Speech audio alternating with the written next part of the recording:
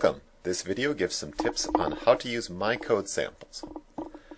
So an important part of what you should do every week is check out what I have in this directory called Classroom Slides and Examples.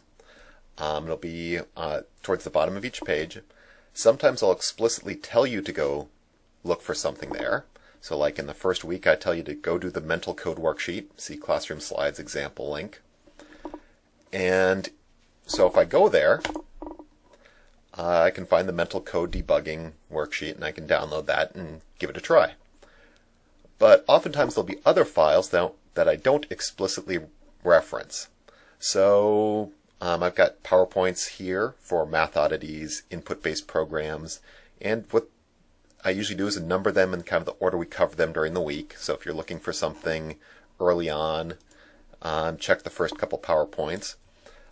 It's worth skimming those at least, right? They're oftentimes going to repeat stuff that's in the book, but it's a nice way to just see what I emphasize when I'm talking through material with students. The other thing that you might often want to do is go grab some of the sample code. So if you just want to test something out, don't forget there's the book examples, but you can also go grab my examples.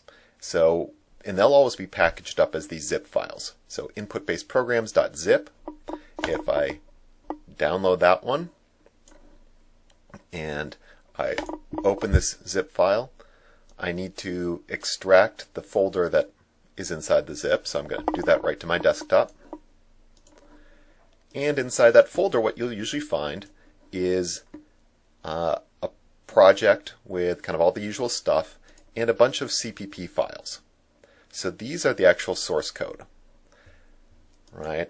As mentioned in the other video, if you ever kind of get a project folder and there's a bunch of stuff and you're kind of not sure if it's going to work right, easiest thing to do is get rid of all those make files, get rid of the .user file, get rid of debug and release, and get down to just the C++ files and the project file.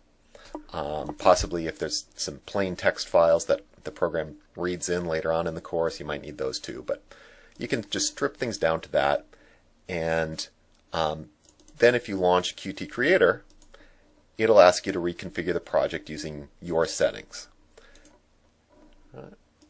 Now the only file that's going to pop up is main.cpp, and there's nothing interesting in there. Right? The other code is in these separate files.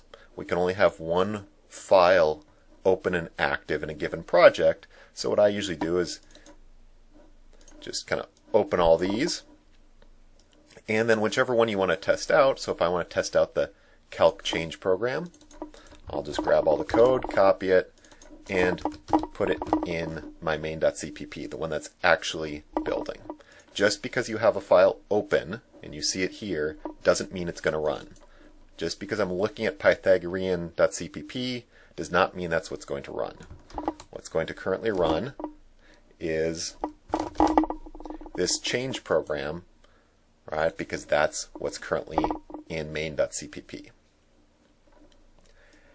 If you don't see the file extensions, so like .cpp there, if you open up a file and you just see change calc and maybe you see it's a C++ source file but you don't see the extension, you probably want to turn those on and get used to seeing those extensions, because if I am, say, working in my program and trying to open a file, I have to say the full file name including that extension. So you might as well get used to kind of dealing with the fact that files have extensions. Normally Windows tries to hide that from us, but we need to know the full details.